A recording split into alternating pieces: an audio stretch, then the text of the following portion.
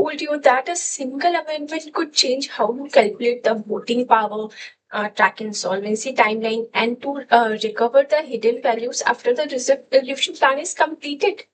Yes, all is true. This is done by 2026 Amendment to Section 5 of Insolvency and Bankruptcy Code. Let's get straight into it. Okay. It's majorly in Section 5, there are 4 amendments. Okay, let's deal with first. New definitions of avoiding transaction under Section 5, subclause 2A, and fraudulent trading under Section 5, subclause 9A are added. Okay. What now? Avoiding transaction is an umbrella term. It includes all referential transaction under 43, undervalued transaction under Section 45, transaction defrauding the creditor under Section 49, and extortionate creditor transaction under Section 50. Okay. And fraudulent or wrongful trading defined as the term is formally linked to Section 66, which deals with the business carried on with the intention to defraud creditors. Okay.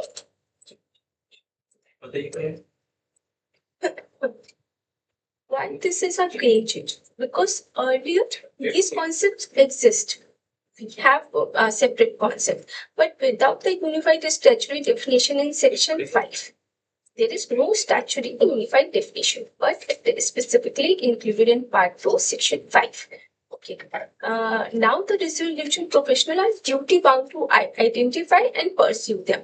Litigation become more structured and enforceable, and there is a less room for interpretational disputes. Okay. Most importantly, these fraudulent buffet transaction proceeding do not end with the CIRP closure or liquidation closure. You can pursue even after the resolution plan or a liquidation process. Okay, this is create a second layer of recovery. Post-resolution litigation can still be benefit creditors because you can COC can make provisions regarding this. If something bring out of that litigation, that benefit is split into half of the half with SRE or half with creditors, or it goes to creditors only. Whatever the situation is, but this added a second layer of recovery process. Okay. Second amendment is Section 5, Clause 11, proviso is added. It stopped the date shopping. How? Now, if there are multiple applications regarding a similar corporate debtor, then there is a difficulty to determine what is the initiation date. Now, rule is settled. The first application date will be the initiation date. Okay. Then why it is so important? This is important because when we want to calculate a look back period and when there is a specific timeline, so this date is important. So first application rule clearly establishes that for a timeline purpose, for a look back period and for avoiding transaction, it is established now. Okay, and next amendment is broaden the resolution plan. Okay, clause 26 is added in Section 5. Let's talk about the flexibility in resolution plan. Earlier, what we do, we either do, if suppose there are a 14 or 15 project, if SRA take one out of those project or two out of those project or give a combined resolution plan, then plan focus on merger, amalgamation and demerger. So there is no specific provision of sale of one or more asset of the corporate debtor. Now this is specifically included.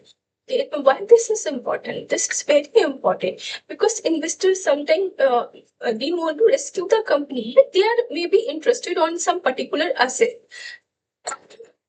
that can benefit, that can resolution become a commercially practicable, because a specific business unit or asset can be revived easily in comparison to resolution of the entire unit.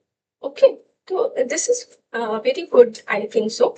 And the alignment of IBC, and this is also in alignment with IBC objectives. Asset level resolution is often faster and more efficient than the entire institution level risking. And another changes in voting right of CUC.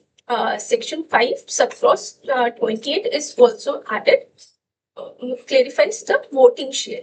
Now, earlier, voting share are specified that the proportion of debt is calculated based on what is owed to the members of the committee of creditor who are eligible to vote.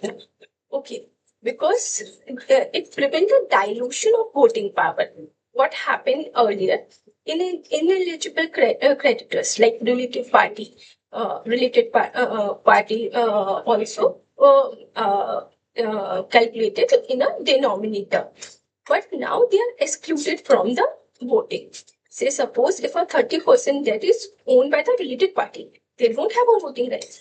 Earlier, it is still affected the percentage. Now, only eligible creditor determine voting threshold. Okay, let's quickly summarize these amendments. Misconduct like avoidance transaction and fraudulent trading is now streamlined. Earlier they exist, but now there is a unified definition which brings clarity and enforceability. Okay. First application rule ensure timeline clarity for look back period, and expanded resolution plan enable flexibility and value maximization.